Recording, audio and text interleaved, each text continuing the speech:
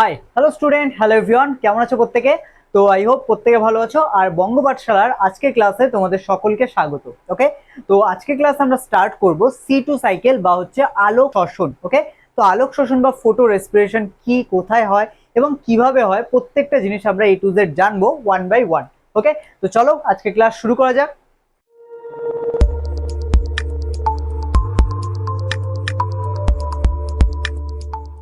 তো স্টুডেন্ট, আজকে ক্লাস শুরু করার ফার্স্টেই আমরা জানবো দ্বৈত এনজাইম বা ডুয়াল এনজাইম কাকে বলা হয়। ওকে, দ্বৈত উৎসেচক। তো ফার্স্ট কোয়েশ্চেন, এটা একটা কোয়েশ্চেন ফর্মে তোমরা হচ্ছে লেখো দ্বৈত দ্বৈত উৎসেচক, দ্বৈত উৎসেচক বা dual enzyme, dual dual enzyme কাকে বলে। ওকে, তো আই হোপ তোমাদের মধ্যে অনেকে অ্যান্সারটা জানো, কিন্তু যারা জানো না তারা একটুখানি জেনে নাও। ফার্স্ট অফ অল, দ্বৈত এনজাইম বলা হয় রুবিস্কোকে। RUBISCO, ঠিক আছে? রুবিস্কো উৎসেচকটিকে দ্বৈত এনজাইম বলা হয়। বোঝা গেল? দ্বৈত উৎসেচক বা ডুয়াল এনজাইম বলা হয়।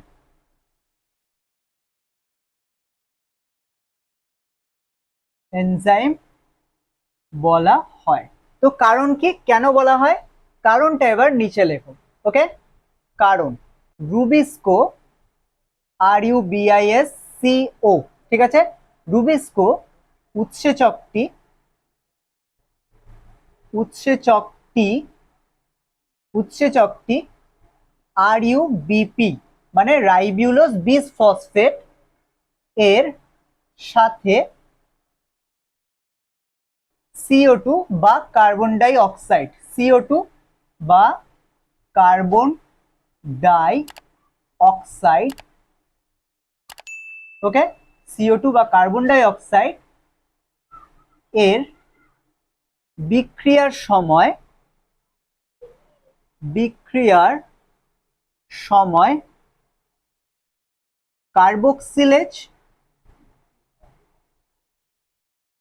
কার্বক্সিলেজ এবং অধিক পরিমাণ O2 ও আলোর উপস্থিতিতে আলোর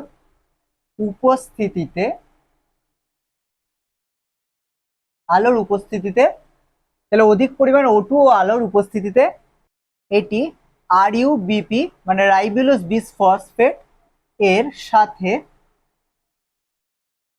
অক্সিজেনের বা O2 এর বিক্রিয়ায় অক্সিজিনেস হিসেবে কাজ করে।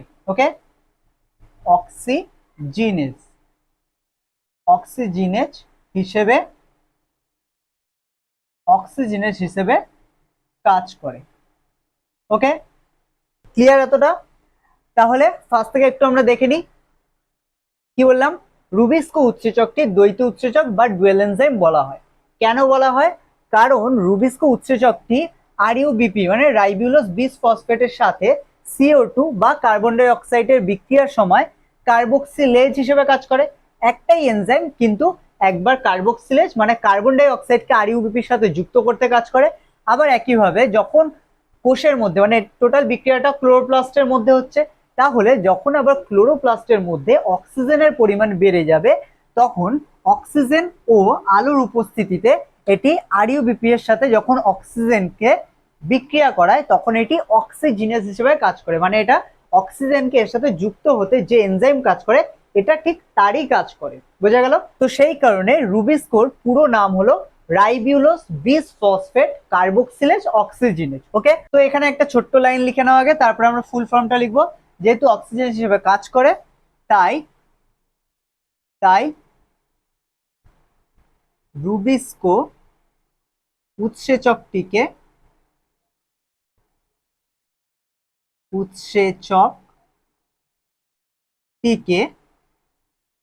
দ্বৈত উৎসেচক দ্বৈত উৎসেচক বা ডুয়েল এনজাইম বলে। ওকে, ডুয়েল এনজাইম বলে। বোঝা গেল? ক্লিয়ার এতটা? তাহলে চলো রুবিস্কোর ফুল ফর্মটা লিখে নাও। RuBisCO, RuBisCO means ribulose, ribulose bisphosphate, bisphosphate, ribulose bisphosphate, carboxylase, carboxylase, oxygenase, oxygenase. বোঝা গেল? তাহলে কি বললাম? রুবিস্কোর পুরো নাম হচ্ছে রাইবিউলোজ বিসফসফেট কার্বক্সিলেজ অক্সিজিনেজ। বোঝা গেল? আই হোপ এতটা ক্লিয়ার। তাহলে দ্বৈত এনজাইম বা ডুয়েল এনজাইম কাকে বলে? আজকের পর থেকে আর তোমার কাছে কোনো কনফিউশন থাকবে না, কারণ একমাত্র একটি এনজাইম যেটা কার্বক্সিলেজ প্লাস অক্সিজেনেজ দুটো ভাবেই হচ্ছে কাজ করে। ওকে, আই হোপ তোমরা এতটা বুঝতে পেরেছো। এবার এটাকে আগে তোমরা পজ করে নোট ডাউন করো, দেন আমরা C2 তে যখন ঢুকবো তখন 1 বাই 1 আমাদের কাছে বাকিটা ক্লিয়ার হয়ে যাবে। ওকে, তো এটাকে পজ করে নোট ডাউন করো। তো স্টুডেন্ট এবার আমাদেরকে হেডিং দিতে হবে C2, C2 অথবা ফটো রেসপিরেশন, ফটো রেসপিরেশন। ওকে, ফটো রেসপিরেশন বা C2 ফটো রেসপিরেশন বা আলোক শ্বসন। বোঝা গেল? বাংলাতে আলোক শ্বসন। ওকে, তো আই হোপ এতটা তোমরা বুঝতে পেরেছো। আর এগুলো হচ্ছে 1 বাই 1 তোমরা হচ্ছে হেডিং করছো, কারণ হচ্ছে খাতাতে করলেই সব থেকে বেটার তোমরা বুঝতে পারবে, এবং যখন তোমরা যে জায়গাগুলো বুঝতে পারবে না সেগুলো হচ্ছে রিপিট করো। প্রথম থেকে কিভাবে হলো প্রত্যেকটা পয়েন্ট এক এক করে রিপিট করো, দেন হচ্ছে যদি তারপরেও না বুঝতে পারো তখন হচ্ছে কমেন্ট সেকশনে আমাদের সাথে হচ্ছে কনভারসেশনে সেগুলো তোমরা জানাতে পারো, অথবা তোমরা চাইলে হচ্ছে টেলিগ্রামে গিয়ে সেখানে আমাদের সাথে কনভারসেশন করে সেগুলো হচ্ছে ক্লিয়ার করতে পারো। ওকে, তো নাও স্টুডেন্ট এখানে আমাদের C2 বা ফটো রেসপিরেশন বা আলোক শ্বসনের ফার্স্টে আমরা বৈশিষ্ট্য দেখব, কি কি বৈশিষ্ট্য দেখা যায়। ওকে, প্রত্যেকটার মতোই আমরা আগে বৈশিষ্ট্য কমপ্লিট করব। ওকে, তারপরে আমরা চলে যাব অন্য সেকশনে। ঠিক আছে, তো 1 নম্বর পয়েন্ট আমাদের কি হবে? আলোক শ্বসন, আলোক শ্বসন, আলোক শ্বসন ক্লোরোপ্লাস্ট কোথায় কোথায় ঘটে সেটা আমাদের ফার্স্ট লিখতে হবে। ওকে, ক্লোরোপ্লাস্ট, পারঅক্সিজোম, পারঅক্সিজোম, ক্লোরোপ্লাস্ট, পারঅক্সিজোম ও মাইটোকন্ড্রিয়া, মাইটোকন্ড্রিয়া। ওকে, মাইটোকন্ড্রিয়া এই তিনটি অঙ্গাণুতে সম্পন্ন হয়। ওকে, তিনটি অঙ্গাণুতে, এই তিনটি অঙ্গাণুতে সম্পন্ন হয়। ওকে, তাহলে এই তিনটি অঙ্গাণুতে সম্পন্ন হয়। 2 নম্বর পয়েন্ট, যেহেতু আলোক শোষণ মানে হচ্ছে আলো এখানে নেসেসারি, আলো দরকার, আলো ছাড়া হবেই না, সেই কারণে আলোক শোষণ, আলোক শোষণ দিনের বেলা, দিনের বেলায় সূর্যালোকের, সূর্যালোকের উপস্থিতিতে ঘটে। ওকে, সূর্যালোকের উপস্থিতিতে ঘটে। ক্লিয়ার? নাও এবার হচ্ছে 3 নম্বর পয়েন্ট, আলোক শোষণ, আলোক শোষণ, আলোক শোষণ কেবলমাত্র, কেবলমাত্র C3 উদ্ভিদে দেখা যায়, কিন্তু C4 বা C4 বা না, এখানে C4 ও CAM, ক্যাম উদ্ভিদে, উদ্ভিদে দেখা যায় না। ওকে, দেখা যায় না। ক্লিয়ার? এবার আমরা চলে আসবো 4 নম্বর পয়েন্ট, আলোক শোষণ। আলোক শোষণ, আলোক শোষণ প্রক্রিয়ায়, আলোক শোষণ প্রক্রিয়ায় গ্লাইসিন, গ্লাইসিন ও সেরিন, ওকে, গ্লাইসিন ও সেরিন নামে দুটি অ্যামাইনো অ্যাসিড উৎপন্ন হয়। ওকে, দুটি অ্যামাইনো অ্যাসিড, দুটি অ্যামাইনো অ্যাসিড উৎপন্ন উৎপন্ন হয়। ওকে, তারপরে চলে আসছি আমরা 5 নম্বর পয়েন্টে। এই প্রক্রিয়ায়,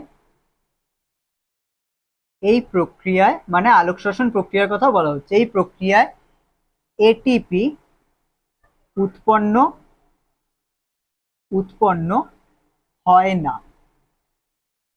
তাই তাই একে প্রকৃত শ্বসন বলা যায় না। প্রকৃত শ্বসন বলা যায় না। বোঝা গেল? তাই একে প্রকৃত শ্বসন বলা যায় না। যেহেতু এখানে এটিপি উৎপন্ন হয় না, তাই একে প্রকৃত শ্বসন বলা যায় না। বোঝা গেল? এটিপি তো প্রথম কথা উৎপন্ন হয় না, তারপরে এটিপি বরঞ্চ এখানে আবার কাজে লাগে। তার মানে কি, শ্বসনে আলটিমেটলি শ্বসন করার লক্ষ্য কি, এটিপি উৎপন্ন হবে মানে শক্তি উৎপন্ন হবে, কিন্তু এখানে শক্তি উৎপন্ন হয় না। আরেকটা ইন্টারেস্টিং জিনিস, শ্বসন সাধারণত কোথায় দেখা যায়? মাইটোকন্ড্রিয়াতে, তাই তো? কিন্তু এই শ্বসন হচ্ছে 3টে অঙ্গাণুর মধ্যে হয়, ক্লোরোপ্লাস্ট, পারক্সিজম আর মাইটোকন্ড্রিয়া। বোঝা গেল? এই পার্থক্যগুলো ভালো করে মাথায় রাখতে হবে। 6 নম্বর পয়েন্ট, আলোক শোষণে, আলোক শোষণে কোনো গুরুত্বপূর্ণ যৌগ উৎপন্ন হয় না।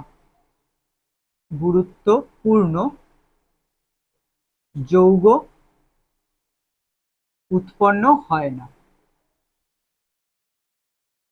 উৎপন্ন হয় না, তাই তাই এটি একটি অপচয় বিক্রিয়া। ওকে, তাই এটি একটি অপচয় বিক্রিয়া। ওকে, আরেকটা জিনিস একটুখানি লিখে নাও এখানে 7 নম্বর পয়েন্টে। আলোক শোষণের প্রথম কথা হচ্ছে কোনো গুরুত্বপূর্ণ যৌগ উৎপন্ন হয় না। আরো একটা জিনিস যেটা ঘটে থাকে সেটা হচ্ছে, লেখো, আলোক শোষণে, আলোক শোষণে অধিক পরিমাণ O2 ব্যবহার হয়, O2 ব্যবহার হয় এবং CO2 উৎপন্ন হয়। ওকে, CO2 উৎপন্ন হয়। তাই এই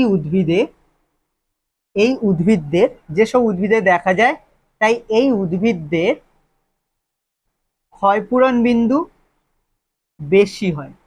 বোঝা গেল? ক্ষয়পূরণ বিন্দু অনেক বেশি হয়। বোঝা গেল?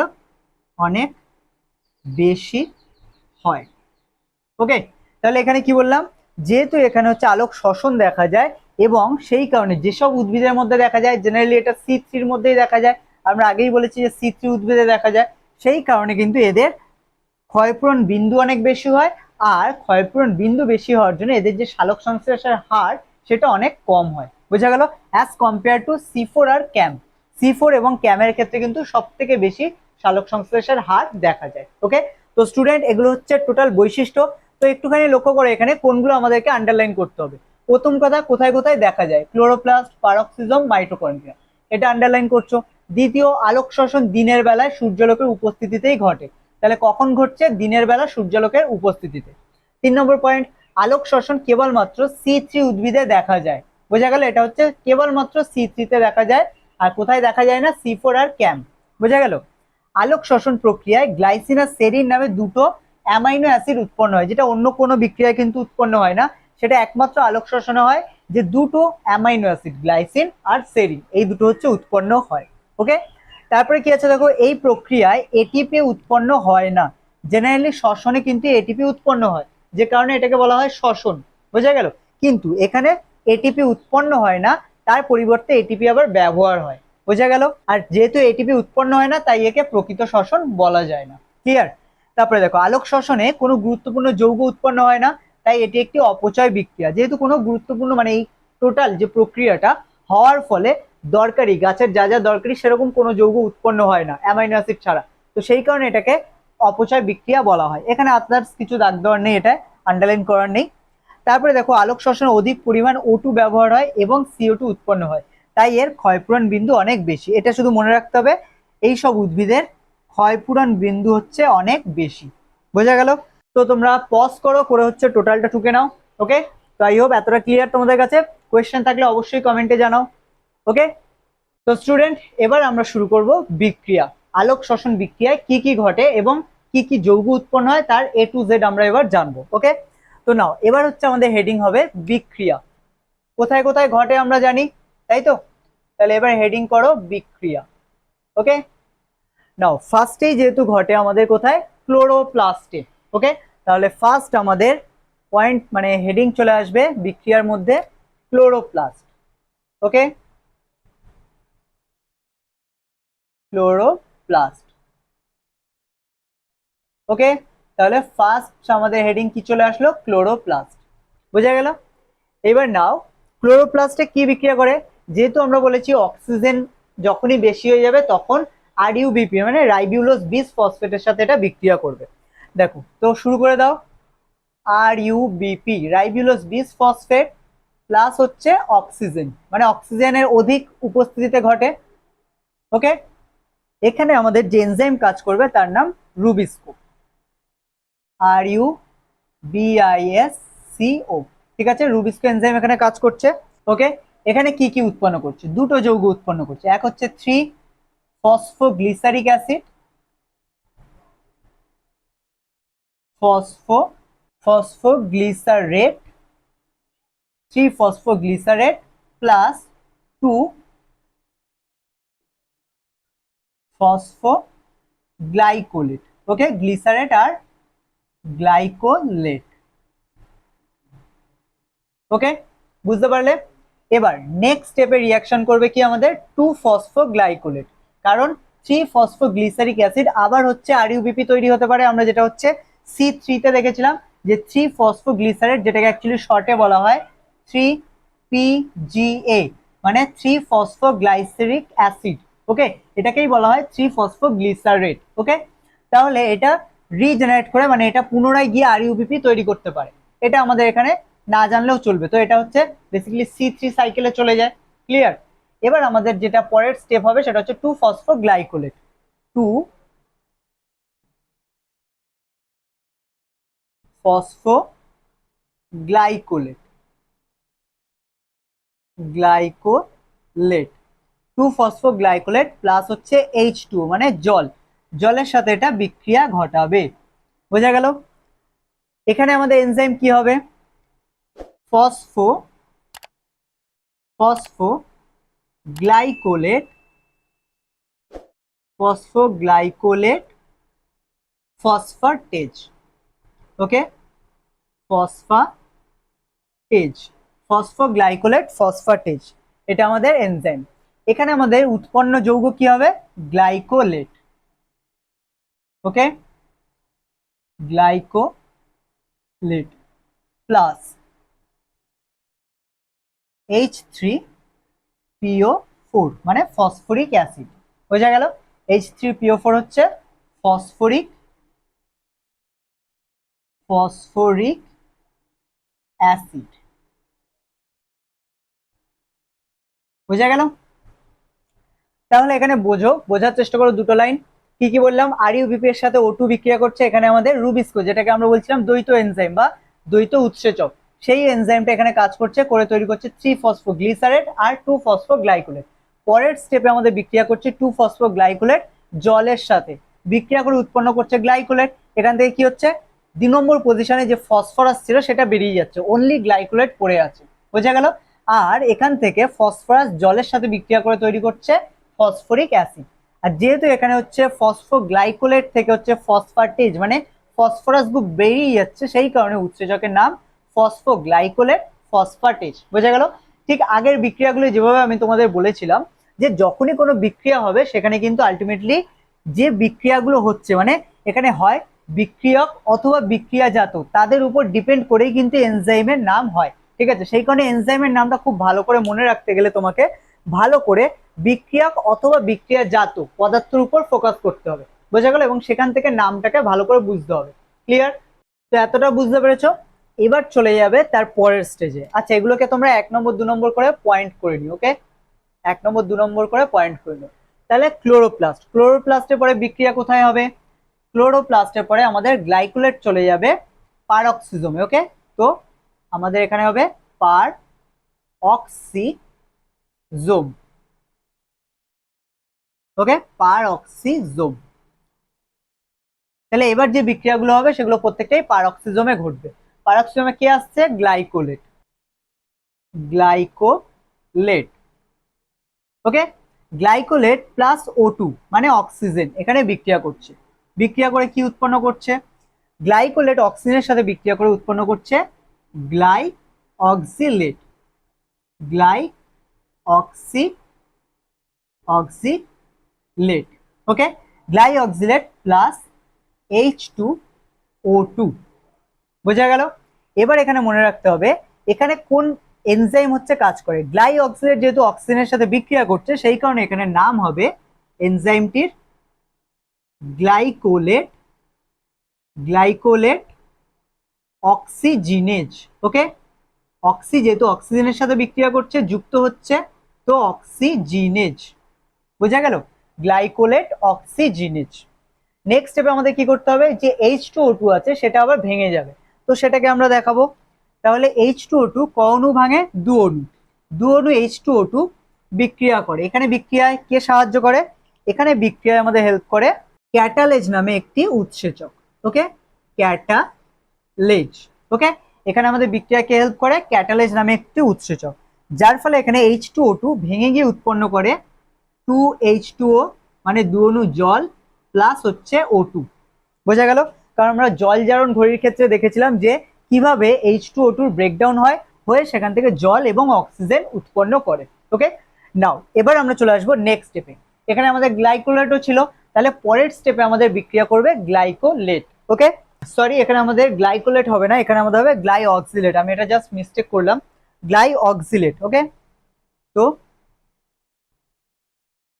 গ্লাই অক্সিলেট, গ্লাই অক্সিলেট প্লাস গ্লুটামেট আমাদের এখানে রিঅ্যাকশন করবে গ্লুটামেট। ওকে, তাহলে গ্লাই অক্সিলেট প্লাস গ্লুটামেট এখানে রিঅ্যাক্ট করবে। বোঝা গেল? গ্লাই অক্সিলেট প্লাস গ্লুটামেট এখানে বিক্রিয়া করবে। তাহলে গ্লাই অক্সিলেট আর গ্লুটামেটকে কে সাহায্য করবে এখানে? এখানে আমাদের সাহায্য করবে গ্লুটামেট। গ্লুটামেট বুঝে বুঝে নাম লিখবে, ঠিক আছে? Glutamate, glyoxylate, glyoxylate, glyoxylate. Okay, glutamate, glyoxylate, amino, aminotransferase. Okay, transferase. Okay, তাহলে কে হেল্প করলো? Glutamate, glyoxylate, aminotransferase আমাদের এখানে হেল্প করলো। কি যৌগ উৎপন্ন করবে? দেখো নামের মধ্যে আরো একটা জিনিস আছে, অ্যামাইনো ট্রান্সফারেজ মানে এখান থেকে কোনো একটা যৌগের মধ্যে থেকে আমাদের অ্যামাইনো গ্রুপ ট্রান্সফার হয়ে আরেকটা যৌগে যাচ্ছে, মানে এখানে আমাদের কিন্তু দুটো যৌগই উৎপন্ন হবে, কিন্তু এদের মতো নয়, এদের সিকোয়েন্স জাস্ট চেঞ্জ হয়ে গিয়ে নতুন যৌগ উৎপন্ন করবে। বোঝা গেল? ফার্স্ট যৌগ এখান থেকে কি উৎপন্ন হবে? গ্লাইসিন। ওকে, আমরা পড়েছিলাম অ্যামাইনো অ্যাসিড, তো এখান থেকে গ্লাইসিন উৎপন্ন হচ্ছে প্লাস আলফা কিটো, কিটো গ্লুটারেট, আলফা কিটো গ্লুটারেট এখানে উৎপন্ন হচ্ছে। বোঝা গেল? আলফা কিটো গ্লুটারেটের আরো একটা নাম তোমরা পাবে অনেক জায়গায়, সেটা হচ্ছে alpha oxoglutarate. Okay, oxoglutarate, alpha oxoglutarate. পরিষ্কার? তাহলে এখানে কি বললাম? আলফা অক্সো গ্লুটারেট হচ্ছে উৎপন্ন হবে। ক্লিয়ার এতটা? তো স্টুডেন্ট এখানে এগুলো একটু জাস্ট নাম্বারিং করে দাও, 1 2, তারপর হচ্ছে 3, এখানে হচ্ছে 4 নম্বর, এটা হচ্ছে 5 নম্বর রিয়াকশন। বোঝা গেল? তাহলে এটা হচ্ছে পারক্সিজমের মধ্যে ঘটছে। এবার পারক্সিজম থেকে কোথায় চলে যাচ্ছে? পারক্সিজম থেকে চলে যাচ্ছে মাইটোকন্ড্রিয়া। তিনটে জিনিস একটু আমি এখানে দেখাচ্ছি, তোমরা নোট ডাউন করো। তিনটে এরকম স্ট্রাকচার, ঠিক আছে? ফার্স্টে আসছে আমাদের ক্লোরোপ্লাস্ট, সেকেন্ড আসছে আমাদের পারক্সিজম, থার্ড আসছে আমাদের ক্লোরোপ্লাস্ট। তো এগুলো বিক্রিয়াটা এখান থেকে শুরু হয়ে এখানে আসছে। আচ্ছা, এখানে আমি নীল কালি দিয়ে দেখালে বুঝতে পারবে ভালো। তো বিক্রিয়াটা এখান থেকে স্টার্ট হচ্ছে, যেখানে আরইউবিপি রিয়্যাক্ট করছে, এখান থেকে এখানে আসছে, এখান থেকে এখানে আসছে, এখান থেকে এখানে আসছে, তারপরে আবার এখান থেকে ঘুরে গিয়ে এখানে, ঘুরে গিয়ে এইখানে যাচ্ছে, এখান থেকে আবার বিক্রিয়া হয়ে এখানে আরইউবিপিতে ফিরে যাচ্ছে। বোঝা গেল? এবং আবার প্রথম থেকে আরইউবিপি থেকে রিয়াকশন হওয়া শুরু করে দিচ্ছে। ঠিক আছে, বইতে তোমরা এরকম একটা স্ট্রাকচার দেখতে পাবে, কিন্তু আমি তোমাদের ফার্স্টে বলবো এই যেটা আমি তৈরি করছি এটাকে তোমরা আগে মুখস্থ করো, দেন এই স্ট্রাকচারটাকে বোঝার চেষ্টা করো। বোঝা গেল? কারণ এই স্ট্রাকচারটাই 1 বাই 1 ঘুরছে এবং শুরু হচ্ছে কোথা থেকে? আরইউবিপি থেকে। বোঝা গেল? ওখানে রুবিস্কো মানে তোমাদের এনজাইম গুলোর নাম দেওয়া থাকবে না, কিন্তু এনজাইম গুলো ভেরি ইম্পর্টেন্ট, তো সেই কারণে এক এক করে এগুলো লেখো, লিখে হচ্ছে প্রত্যেকটা ভালো করে মুখস্থ করো। ওকে? আর প্রত্যেকটা মুখস্থ করার সময় তোমাকে কিন্তু খেয়াল রাখতে হবে যে কোন বিক্রিয়া হচ্ছে। বিক্রিয়ক এবং বিক্রিয়া জাতর উপরই হচ্ছে আমাদের এনজাইমের নাম ডিপেন্ড করে। যখনই তুমি ভালো করে বিক্রিয়াগুলোর উপর খেয়াল করবে, বিক্রিয়া জাতর এমনি মনে পড়ে যাবে, অথবা তোমাদের যে এনজাইমের উপর যখন ফোকাস করবে তখন বুঝতে পারবে আলটিমেটলি এখান থেকে কোন বিক্রিয়া হতে চলেছে। বোঝা গেল? তো এটাকে পজ করে নোট ডাউন করো, এবং বাড়িতে হচ্ছে এগুলো প্র্যাকটিস করতে হবে, কারণ এগুলো মুখস্থ করলেই শুধু হবে না। যখন তোমার মনে হচ্ছে মুখস্থ হয়ে গেছে তখন তোমাকে খাতাতে নোট ডাউন করতে হবে। যখনই তুমি খাতায় নোট ডাউন করে কমপ্লিটলি দেখছো যে করতে পারছো, তখনই কিন্তু হবে। আদারওয়াইজ শুধু মুখে মুখস্থ করলে তুমি 100% মানে গ্যারান্টির সাথে আমি বলতে পারি যে সেক্ষেত্রে তোমরা কিন্তু পরীক্ষাতে এগুলো নামাতে পারবে না, বা পরীক্ষার সময় কোনো একটা পয়েন্ট দিয়ে যদি তোমাকে কোয়েশ্চেন করে তুমি সেটা অ্যান্সার করতে পারবে না। ওকে? তো এতটা তোমাদের কাছে কমপ্লিট। মাইটোকন্ড্রিয়া। ওকে, মাইটোকন্ড্রিয়া। বোঝা গেল? আচ্ছা, এটা একটুখানি দেখতে বাজে হয়েছে, তোমরা একটু স্পেলিংটা ঠিক করে, মানে স্পেলিং ঠিক আছে, তোমরা হচ্ছে জাস্ট এটা একটু পরিষ্কার করে লিখো। ওকে? 6 নম্বর রিয়াকশন এটা। লাস্ট কি তৈরি হচ্ছে? গ্লাইসিন আর আলফা কিটো গ্লুটারেট। তো এখানে বেসিক্যালি 2 মোল হচ্ছে গ্লাইসিন রিয়াক্ট করবে। ওকে, 2 মোল গ্লাইসিন এখানে রিয়াক্ট করবে। তো এখানে 2 মোল গ্লাইসিনের সাথে আমাদের বিক্রিয়া করবে এনএডি প্লাস। বোঝা গেল? এখানে আমাদের যেহেতু বললাম 2 মোল গ্লাইসিন দুটো স্টেপের বিক্রিয়া করবে, যেটাকে আমরা একটাই স্টেপে দেখাচ্ছি, তো সেই কারণে আমাদের এখানে এনজাইমটার নামটা হচ্ছে, দুটো এনজাইমের নাম হচ্ছে এখানে আমাদেরকে লিখতে হবে। বোঝা গেল? ফার্স্ট এনজাইমের নাম কি? গ্লাইসিন। ফার্স্ট এনজাইমের নাম glycine decarboxylase, decarboxylase. Okay, glycine decarboxylase. আর সেকেন্ড যে রিয়াকশনটা হবে সেখানে বিক্রিয়া করবে সেরিন, সেরিন ট্রান্সহাইড্রক্সি, ট্রান্সহাইড্রক্সি মিথাইলেজ। ওকে, ট্রান্সহাইড্রক্সি মিথাইলেজ। বোঝা গেল? তাহলে ফার্স্ট স্টেপে গ্লাইসিন ডি কার্বক্সিলেজ বিক্রিয়া করবে, এবং সেকেন্ড স্টেপে সেরিন ট্রান্সহাইড্রক্সি মিথাইলেজ, দুটো জিনিস এখানে, মানে দুটো হচ্ছে উৎসেচক এখানে বিক্রিয়া করবে। ওকে, এবার বিক্রিয়া জাত পদার্থ কি হবে দেখো। প্রথমে গ্লাইসিন হচ্ছে বিক্রিয়া করছে, যেহেতু ডি কার্বক্সিলেজ বলা আছে মানে এখানে কার্বন ডাই অক্সাইড উৎপন্ন করছে, তো এখানে আমরা একসাথে পুরো প্রোডাক্ট গুলো লিখবো। সেকেন্ড স্টেপে সেরিন উৎপন্ন করছে, তো সেই কারণে ফার্স্টে আমরা লিখবো সেরিন প্লাস CO2, মানে কার্বন ডাই অক্সাইড ফার্স্ট স্টেপে বিক্রিয়া করে তৈরি করছে। এখানে NAD থেকে, NAD প্লাস থেকে NADH উৎপন্ন হচ্ছে, প্লাস H প্লাস উৎপন্ন হচ্ছে। আর একটা জিনিস এখানে উৎপন্ন হয়, সেটা হলো NH3। ওকে, অ্যামোনিয়া। বোঝা গেল? তাহলে এটা হচ্ছে এই স্টেপে, যেটা হচ্ছে আমাদের মাইটোকন্ড্রিয়াতে ঘটে থাকে। বোঝা গেল? তো স্টুডেন্ট, এটা ক্লিয়ার তোমাদের? কারণ দুটো এনজাইম কোথায় কিভাবে কাজ করছে এবং কিভাবে কোনটা তৈরি করছে বুঝতে পারলে। কারণ ফার্স্ট স্টেপে যেহেতু হচ্ছে কার্বন ডাই অক্সাইড তৈরি করছে, সেই কারণে গ্লাইসিন ডি কার্বক্সিলেজ, গ্লাইসিন থেকে কার্বন মানে কার্বন ডাই অক্সাইড বেরোচ্ছে। আর সেকেন্ড স্টেপে সেরিন উৎপন্ন করছে, গ্লাইসিন থেকে সেরিন উৎপন্ন হচ্ছে, সেই কারণে সেরিন ট্রান্সহাইড্রক্সি মিথাইলেজ। বোঝা গেল? সেরিন ট্রান্স হাইড্রক্সি মিথাইলেজ, মানে এখানে হাইড্রক্সি গ্রুপ ট্রান্সফার হচ্ছে, বোঝা গেল, মিথাইলেজ থেকে। বোঝা গেল পুরো ব্যাপারটা? তো স্টুডেন্ট এবার আমরা চলে আসবো নিচের এই স্টেপটা তোমাদের আশা করি টোকা হয়ে গেছে। তাহলে এবার এটাকে আমরা ইরেজ করব এবং পারক্সিজমে এইবার কি বিক্রিয়া ঘটে, মানে সেরিন উৎপন্ন হওয়ার পরে সেরিন চলে আসে আমাদের আবার পারক্সিজমে, যেটা আমি বলেছিলাম যে মাইটোকন্ড্রিয়া চলে আসলো, এটা যেহেতু মাইটোকন্ড্রিয়া, এটা হচ্ছে পারক্সিজম আর এটা হচ্ছে আমাদের ক্লোরোপ্লাস্ট। তাহলে পারক্সিজম থেকে মাইটোকন্ড্রিয়ায় আসলো, এটা 2 গ্লাইসিন বিক্রিয়া করে এটা পুনরায় চলে যাচ্ছে কোথায়? পারক্সিজমে। তাহলে এবার যে বিক্রিয়া হবে সেটা কোথায় হবে? পারক্সিজমে ঘটবে। তো স্টুডেন্ট পারক্সিজমে এবার হচ্ছে 7 নম্বর বিক্রিয়া ঘটবে। তো 7 নম্বর বিক্রিয়া কোথায় ঘটবে? পারক্সিজমে। এখানে কে কে বিক্রিয়া করবে? সেরিন বিক্রিয়া করবে। আর কে বিক্রিয়া করবে? দেখো আমাদের রিয়াকশন তোমরা দেখলে বুঝতে পারবে, আলফা কিটো গ্লুটারেট উৎপন্ন হয়েছিল, এবার তাহলে এই দুটো একসাথে এসে বিক্রিয়া ঘটাবে। বোঝা গেল? তাহলে ফার্স্ট এখানে কি আছে? সেরিন, সেরিন প্লাস আলফা কিটো গ্লুটারেট, ওকে, আলফা কিটো গ্লুটারেট। বোঝা গেল? আলফা কিটো গ্লুটারেট বিক্রিয়া করে কি উৎপন্ন করবে? সেরিন প্লাস আলফা কিটো গ্লুটারেট। তাহলে এখানে কোন এনজাইম কাজ করবে ফার্স্টে? এখানে serine amino, serine aminotransferase, okay, transferase, serine aminotransferase এখানে বিক্রিয়া করবে। বোঝা গেল? দেখো এখানে কি হচ্ছে? অ্যামাইনো গ্রুপের ট্রান্সফারেজ হচ্ছে, কোথা থেকে? সেরিন থেকে। তাহলে এবার যে উৎপন্ন যৌগ সেটাও কিন্তু দুটোই হবে, কিন্তু তাদের নাম বদলে যাবে। বোঝা গেল? কি কি হবে? ফার্স্ট হচ্ছে hydroxy, hydroxypyruvate, hydroxy pyruvate plus glutamate, hydroxy pyruvate plus glutamate উৎপন্ন করবে। বোঝা গেল? গ্লুটামেট তারপরে কোথায় চলে যায়? ঠিক একইভাবে আগের একটা রিয়াকশনে দেখো গ্লুটামেট হঠাৎ করে চলে এসেছিল, তার মানে কি গ্লুটামেট এখানে তৈরি হচ্ছে, হয়ে ওখানে গিয়ে বিক্রিয়া ঘটাচ্ছে। বোঝা গেল? এবার চলে আসছে হাইড্রক্সি পাইরুভেট, 8 নম্বর রিয়াকশন। তো এখানে কি হচ্ছে? হাইড্রক্সি,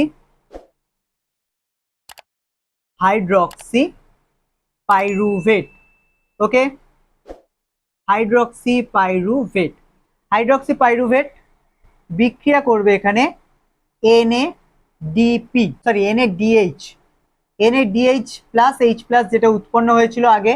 বোঝা গেল? এখানে যেটা উৎপন্ন হচ্ছে সেটা এসে কোথায় কাজে লাগছে? এখানে hydroxy pyruvate plus NADH plus H plus বিক্রিয়া করে কি উৎপন্ন করছে?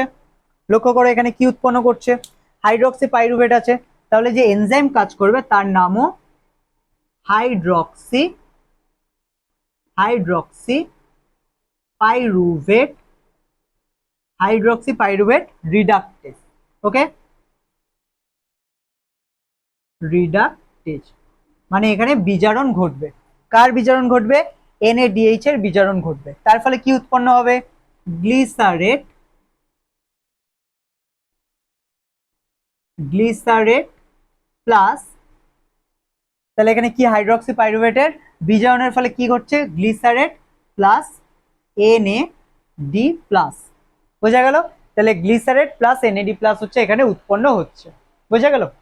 এইবার গ্লিসারেট NAD প্লাস, এখান থেকে গ্লিসারেট চলে যাচ্ছে আমাদের কোথায়? আবার ক্লোরোপ্লাস্টে। বোঝা গেল? গ্লিসারেট এখান থেকে ক্লোরোপ্লাস্টে চলে যাচ্ছে। তাহলে এরপরে যে বিক্রিয়া হবে সেটা কোথায় ঘটবে? ক্লোরোপ্লাস্টে। তাহলে মাইটোকন্ড্রিয়াটা আমরা মুছে দেবো। তো এইবার আমাদের বিক্রিয়া তাহলে কোথায় হবে? এবার আমাদের বিক্রিয়া আবার সেই প্রথমের স্থানে চলে আসবে, মানে ক্লোরোপ্লাস্টে হবে, ওকে, ক্লোরোপ্লাস্টে ঘটবে। তাহলে আমাদের বিক্রিয়া কোথায় ঘটছে? ক্লোরোপ্লাস্ট। তাহলে এটা হচ্ছে আমাদের 9 নম্বর রিয়াকশন। কি বিক্রিয়া করবে? গ্লিসারেট, গ্লিসারেট প্লাস ATP, গ্লিসারেট প্লাস কি? ATP। দেখো যেহেতু ATP আছে এখানে, তার মানে আমাদের রিয়াকশনের শেষে কি আসবে?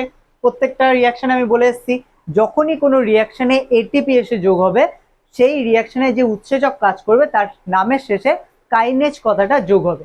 যেহেতু এখানে আমাদের গ্লিসারেট আছে, মানে এখানে তাহলে যে উৎসেচক কাজ করবে তার নাম হয়ে যাবে, তার নাম হয়ে যাবে, বলে ফেলো কি হবে?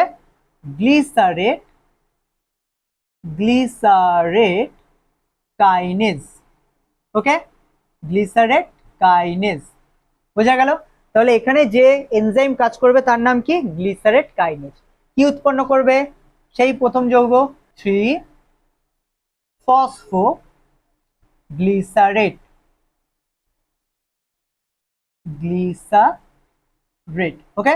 তাহলে কি উৎপন্ন করলো? 3-ফসফোগ্লিসারেট, যেটাকে আমরা বলতে পারি 3PGA, মানে ফসফোগ্লাইকোলিক অ্যাসিড। বোঝা গেল? তাহলে 3-ফসফোগ্লিসারেট প্লাস কি উৎপন্ন করবে? এডিপি। পরিষ্কার এটা? কারণ এটিপি থেকেই তো এডিপি উৎপন্ন হবে, তাই তো? কারণ এখানে একটা এক অণু ফসফেট হচ্ছে দিয়ে দিয়েছে, সেই কারণে গ্লিসারেটের সাথে কে চলে এসছে? ফসফোগ্লিসারেট। কারণ ফসফেটটা কোথা থেকে এসছে? এটিপি থেকে। আর সেই কারণে উৎপন্ন যৌগের নাম হয়ে গেছে ফসফোগ্লিসারেট। প্লাস যেহেতু এখানে একটা ফসফেট দিয়ে দিয়েছে, সেই কারণে এটা এটিপি থেকে এডিপি হয়ে গিয়েছে।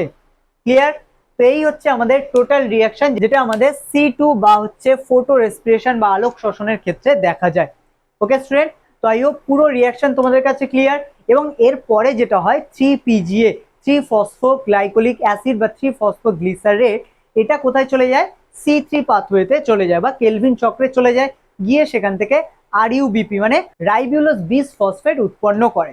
ওকে, তো স্টুডেন্ট আই হোপ এতটা তোমাদের কাছে ক্লিয়ার, এবং এটাই হলো আমাদের আজকের টপিক, যেটা হচ্ছে আমি তোমাদেরকে বললাম C2 সাইকেল বা ফটো রেসপিরেশন। তাহলে ফটো রেসপিরেশন কি, আশা করি বুঝতে পেরেছো। যদিও কোথাও প্রবলেম হয়, দেখো একবারে তুমি হচ্ছে কখনোই বুঝতে পারবে না, কারণ এটাকে মিনিমাম তোমাকে 4 থেকে 5 বার ভালো করে পড়ে নিতে হবে, মনে হবে মুখস্থ হয়েছে, তখন না দেখে বলতে হবে, না দেখে লিখতে হবে। এবং যখনই তুমি ফাঁকা পাচ্ছ, ফাঁকা টাইম ধরে না হচ্ছে দুপুরে খেয়ে দিয়ে শুয়েছো, সেই সময় এগুলোকে রিভাইজ করতে হবে। বোঝা গেল? নিজের মনে মনে হচ্ছে এগুলোকে ভাবতে হবে যে কোথা থেকে কে বিক্রিয়া করে কি উৎপন্ন করেছে, এখানে যে উৎসেচক কাজ করেছে তার নাম কি ছিল। তো এগুলো এক এক করে যখন তুমি মেমোরাইজ করবে, দেখবে এটাই অনেক স্ট্রং হয়ে গিয়েছো। এবং এটা বারবার কিন্তু বইয়ের সাথে পড়তে হবে, এমন নয় যে তুমি একবার পেরে গেলে এবং সারা মানে পুরো এক্সামের আগে পর্যন্ত মনে থাকবে, এমনটা কখনোই হবে না। কিন্তু বুঝে নিতে হবে এমন ভাবে যাতে হচ্ছে 1 সপ্তাহ পর পর বা প্রথমে 1 সপ্তাহ পর, তারপরে 1 মাস পর, তারপরে 2 মাস পর এগুলো রিপিট দেওয়ার সময় যাতে তুমি খুব ইজিলি সেটাকে হচ্ছে বুঝে নিতে পারো। বোঝা গেল? বেসিক্যালি তোমাকে কিন্তু ফটোসিনথেসিসে যদি সব থেকে স্ট্রং হতে হয় বা প্ল্যান্ট ফিজিওলজিতে সব থেকে স্ট্রং হতে হয়, তাহলে তোমাকে শুধুমাত্র ফটোসিনথেসিস, রেসপিরেশন আর হচ্ছে নাইট্রোজেন মেটাবলিজম, এই তিনটাতে যদি তুমি স্ট্রং হয়ে যাও, তাহলে তোমার কাছে প্ল্যান্ট ফিজিওলজি কিচ্ছু না। বোঝা গেল? তাই হোক প্রত্যেকটা ক্লাস তোমরা হচ্ছে 1 বাই 1 অ্যাটেন্ড করছো এবং প্রত্যেকটা ক্লাস বুঝতে পারছো। ওকে, তো স্টুডেন্ট আজকে ক্লাস আমরা এখানে শেষ করব, দেখা হচ্ছে পরবর্তী ক্লাসে।